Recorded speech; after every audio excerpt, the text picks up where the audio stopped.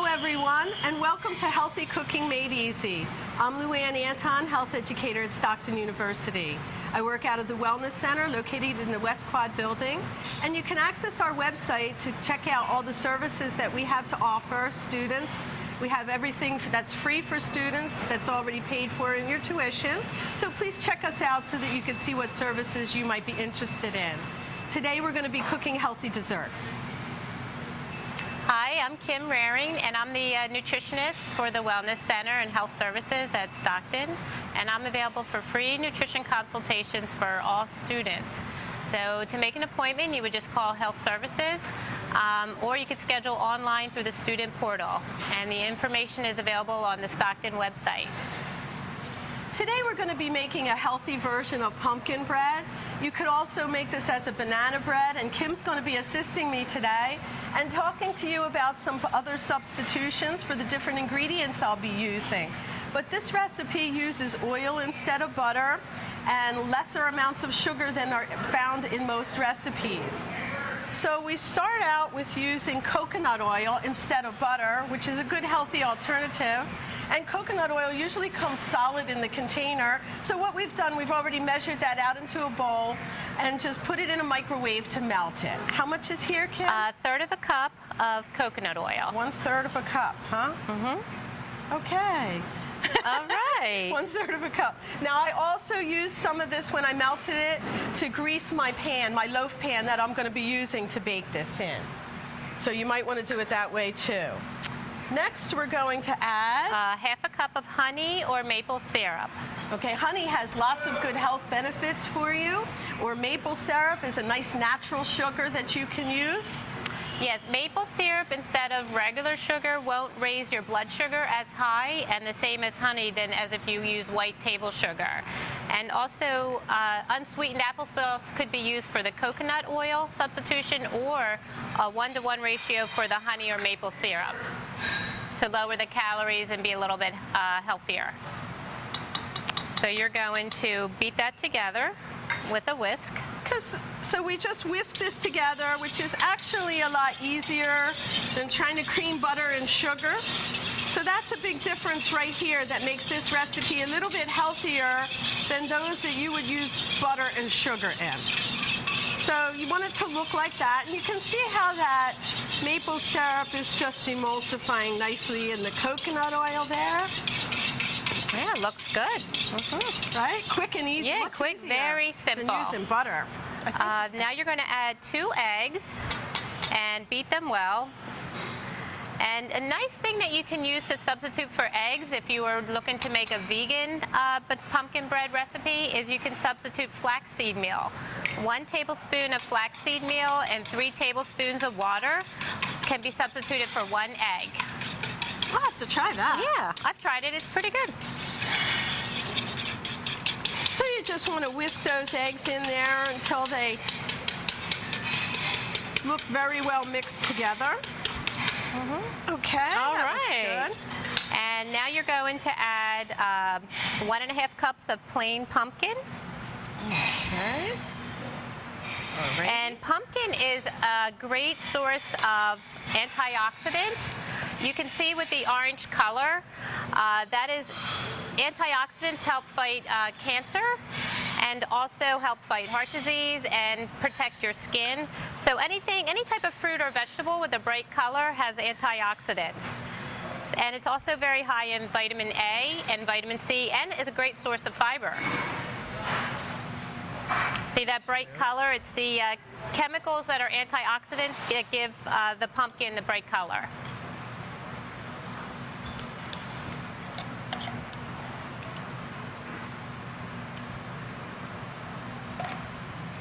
You could also, instead of using pumpkin, you could make a banana bread using equal amounts of 1 to 1.5 cups of banana mashed together instead of the pumpkin. So we just add the pumpkin at this point? Yes, add the pumpkin and then beat that together, and you're going to add 1/2 cup of applesauce. Okay, before we do that, what I'm using here is just a can of plain pumpkin. This is not your pumpkin pie filling, because the pumpkin pie filling already has a lot of sugar in it. So for this recipe, we're going to use plain pumpkin. And mix that in there like that. And what do we add? Okay, you're going to add a half a cup of applesauce. We already have this measured out. So the applesauce adds a little bit more moisture to the pumpkin bread. And nice sweetness, and it counts as a fruit for your day. Unsweetened applesauce is a great source of fruit. This is the unsweetened version too. Yes, and you want to do the unsweetened version. See, if you're like me, And- you have a sweet tooth, so I had to learn how to make some desserts that are a little bit more healthier than just eating regular ones. What else? are we A adding? quarter cup of brown sugar. Okay, we have that measured out already. And once again, applesauce unsweetened can be substituted for the brown sugar, a 1-to-1 ratio. So we put in a quarter cup of brown sugar, so you would just substitute a quarter cup of applesauce. Or you could do half brown sugar, half applesauce, so like 1/8 of a cup each. What So about you're going to milk? whisk that together, and then you can add the milk in, which is a quarter cup of milk. Okay. Let me make sure this is a quarter cup, that they have that measured out And for this me is regular milk, but you could also swap in almond milk or soy milk for more of a plant-based recipe. I like almond coconut milk too. That has a nice flavor to it, if you like that. Yeah, I've tried almond milk. You could do an unsweetened or a light vanilla. Yes. And also soy milk. Soy milk's a little creamier, so if you're looking for something a little creamier. Okay, what's next? All right, let's see what's next. You're going to add in the baking soda, a teaspoon of baking soda, and a teaspoon of vanilla extract. Okay. This is a half teaspoon that I'm using here, so we'll add in a full teaspoon of baking soda, right? Yeah. And how much salt? Well, a teaspoon of vanilla, or half a teaspoon of salt. Half a teaspoon of salt. Mm-hmm.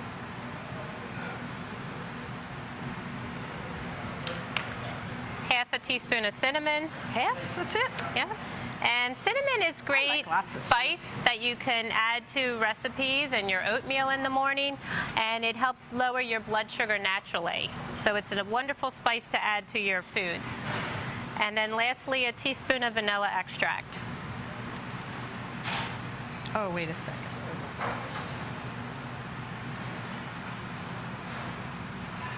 I like to add a little extra vanilla sometimes too. So. And then you're going to whisk that together. So a lot of times when I'm working with students, they're looking for healthier sweets to eat, and I typically recommend, if you have the time, a lot of college students may or may not, is to sometimes make your own desserts from scratch, and then you can freeze them. Like this pumpkin bread, you could make from scratch. You could then slice it up and put it in a freezer bag in smaller portions. And it's always better to make desserts from scratch versus from a packaged boxed, because a boxed, like a boxed brownie or a boxed cake, has lots of chemicals and additives added to it, and those aren't good for you. And natural tastes so much better too. All right, so lastly, you're going to add in the flour, and this is 1 3/4 cups of whole wheat flour. Yes. Okay. Always great to substitute whole wheat flour for white flour. You get the fiber source then and the whole grain. So much better for you. And it gives you a little denser pumpkin bread, a little denser bread. Yes, and you really don't taste the difference in that either. It tastes really very good. You actually need to eat less of it because the whole wheat flour will make you full a little bit faster. The fiber value's got to be Yeah, much it gives better you the in fiber. that. Everyone could use a little extra fiber. Okay. And you could always do half white flour, half whole wheat flour as an option too. That's a great idea. Now, as Kim said, this is better than using any kind of a box product for making a simple recipe. And we know that takes a little bit of time, but it's well worth it, especially when you consider that you can freeze it and take it out and use it later. Remember that with this, there are no preservatives in this, what we're making today. So if you leave it sit out, it will deteriorate pretty quickly. So you want to make sure you refrigerate it, or if you're not going to eat it right away, like Kim said, to put it in the freezer. And you could also get the mini little loaves pan to, like, this was maybe making a bigger pumpkin bread, but you could get the 3 mini loaves pans, and then you could give them to gifts to people also around the holidays. Or you can make And muffins. You can make muffins, and then you tend to eat a smaller portion if it's a mini loaf versus a big loaf. Right. Now, All right. you might and want to add lastly- raisins to this or nuts if you like nuts. I like pecans, so I've crushed up some pecans. How many did Let's we- see, a half a cup of mix-ins of your choice. You could use walnuts, pecans, raisins, dried fruit, a combination of these ingredients. Yeah. Nuts and seeds are a great source of vitamin E and selenium, and they give you a plant-based protein, and also some of them, like walnuts, have the omega-3s, which is an essential fatty acid. So we're just going to fold these nuts in here like that. And sometimes your batter might be a little lumpy, and that's normal. That's all okay. It's looking good, Luann. Looking pretty good, huh? Yeah, it looks great. Okay. And I'm going to put this in a loaf pan today. Okay. And you would have already preheated your oven to 325. And this goes in for, I believe, about 55 minutes. Yep. And then you want to check it with a toothpick to make sure the toothpick comes out clean when you insert it. And what I've actually found that in my oven, ovens are different, so you want to check that. But in mine, it takes about an hour to an hour and 5 minutes when I make it. So you're just going to spoon this mixture into whatever container you're going to use to bake it. It's heavy, that bowl. Yeah. And it does seem a little bit thick, but that's because it has all these healthy nutrients in and ingredients with the whole wheat flour and the pumpkin, and it's really delicious. My oven takes about 55 minutes, so everyone's oven's different. I always think it's better to set the timer a little bit less, because you can't prevent it. You can't do anything with it burns, so always set a little bit less time, and then you can add more time as needed. Good point. All right, that looks Okay. delicious. So now I'm just going to sprinkle a little bit of extra cinnamon on the top, if you like that, like I do. I always like a little extra cinnamon. Can't go wrong with that. Okay. So now we're ready to bake in the oven, like I said. And this is what our finished product looks like. That looks delicious, Luann. It's really so thanks for joining us today for making healthy pumpkin bread. good. Yeah, thank you. Hi, welcome back. I'm Kristen Middleman, the health educator from the Wellness Center at Stockton University. And I'm Kim Raring, the nutritionist here at Stockton. Okay, so today's recipe, we're going to make a really simple, sweet recipe called Apple Crisp, and it's going to yield about 6 servings. The total cook time for this recipe is going to be 30 minutes, and there is a little bit of prep time. So the only really labor-intensive part of this is to peel the apples, get a nice peeler, a nice sharp peeler, peel the apples, cut them, slice them, and core them. And as you can see, we have these already prepared today. And then the next step is you want to start to get your dish ready, your baking dish. So you want to butter your dish. So I'm going to take a little bit of the butter that we're using for our recipe. And this way it won't stick when you cook it. So you want to butter the dish. Try to get it really good. And you just need like a little bit of butter on there, just so it doesn't stick. Okay. Okay, so the next step is that we're going to put the apples in the buttered dish. And for this recipe, you used 4 cooking apples. Yes. Right? And you can use a variety of different types of apples. You can use Fuji apples. You can use Rome apples. Today's recipe, the finished product, I use Rome apples. I'm not sure what we have here today, probably Red Delicious. But there's all different types of cooking apples that you can use. Or if you prefer one over the other, some are more sweet and others are more tart. Yeah. So, Kim, your healthy version of an apple that we can use for this recipe? Really, any apple. Apples are a great natural source of sugar and complex carbohydrates. They're a great source of fiber, vitamin C, potassium, and full of antioxidants to fight cancer and heart disease. Can't go wrong with an apple. Okay, so All Kim, right. would you like to go over some of the ingredients that we're going to use Sure. today? Today we have some brown sugar, 3/4 cup of packed of brown sugar, which you can substitute applesauce for that. We also have organic oatmeal, Yes. and that is a 1/2 cup. Some cinnamon, some flour, and butter. It's a very simple recipe. Very simple. Very. And it also calls for nutmeg. You can also use nutmeg, but I prefer not. I'm not a nutmeg fan, so I prefer not to use it. So I omitted it from this recipe, and I also omitted it from the final product. Okay, so Okay. we're going to just add all these ingredients together in the bowl. So we're going to add our brown sugar. This is so simple, so easy to make. And like I said, with the brown sugar, you probably would want to keep some of the brown sugar in the recipe if you wanted to make it a little bit healthier. So, but if you wanted to cut some of that sugar out, I would recommend doing 1/2 brown sugar and 1/2 unsweetened applesauce. So we got the flour and the oatmeal. Oatmeal is a great source of soluble fiber, helps lower blood cholesterol, and it's just a great filling food for you. Packed with a lot of Yes. nutrients and B vitamins. Absolutely. And then we have our cinnamon. Cinnamon, another thing that lowers blood sugar. You can't go wrong with a little bit of cinnamon, and it kind of adds a nice sweetness to oatmeal too. I add it every morning to my oatmeal, along with some apples and raisins. And this is a really great dessert on a really cold, crisp day to have a nice crisp apple crisp Yep. ready, nice and warm for you to eat. And maybe treat yourself to a little vanilla ice cream sometimes with that. Absolutely. You can top this with a little vanilla ice Ice cream. or you can substitute it for low-fat frozen yogurt. Yep, as well. low-fat frozen yogurt. Okay, so we're The gonna tricky add- part is just keeping it to a small portion of ice cream. Yeah, Yes, it's just that. that's the tricky part. Then Okay. you're going to add the butter. All Yep. right. So you want the butter to be softened because you don't want to put butter in this recipe right out of the refrigerator because it's gonna be lumpy. So nice And- softened butter. This has been sitting out for a while. So we're just gonna work it in and mix this together. You can use a fork.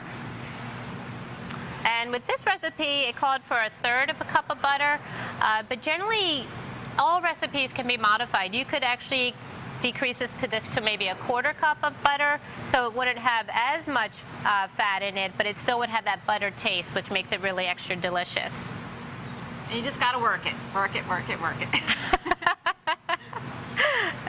Work those lumps out. Try to get it as mixed as well as possible.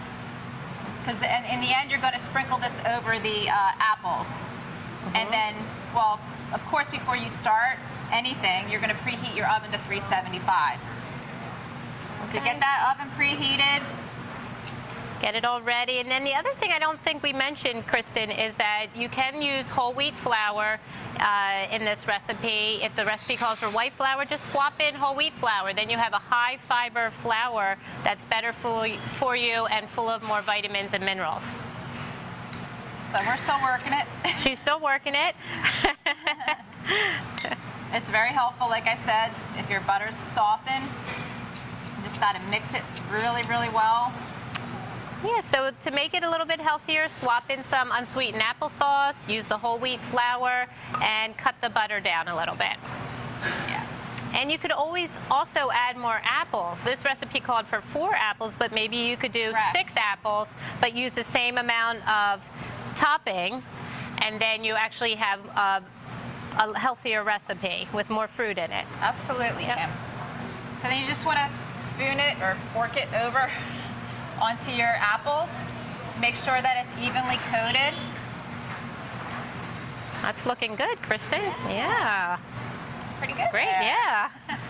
This is so easy. Yes, it What an easy recipe. Yep. So if you're craving something sweet, this is quick and easy. Okay. All right. So there it is. Okay. So you would just pop it in the oven, 375 for 30 minutes. And you want to make sure that you get a nice brown crisp on top as well. And also make sure that when you poke a fork in it, that the apples are tender. Okay. So that's important to remember Those when are soft. cooking this dish. That's good. Did you want to show the finished product? Yes, we have to show the finished product. So here is the finished product. This, I actually made it with, like I said, I made it with the Rome apples, and I also substituted with whole wheat flour for this recipe. That looks delicious. Really Kim. good. Thanks for joining us today. We hope that you've enjoyed learning how to make some desserts that are a little bit healthier than maybe some of the traditional ones, so that you don't feel as guilty eating some dessert. And today we're thanking Kim for joining us as the Thank you, Kim. nutritionist, Oh, my pleasure. adding some nice tips. And we'd also like to thank Chartwells for providing all these great ingredients for us to cook with, as well as the Media Center, who did a fantastic job in putting this all together.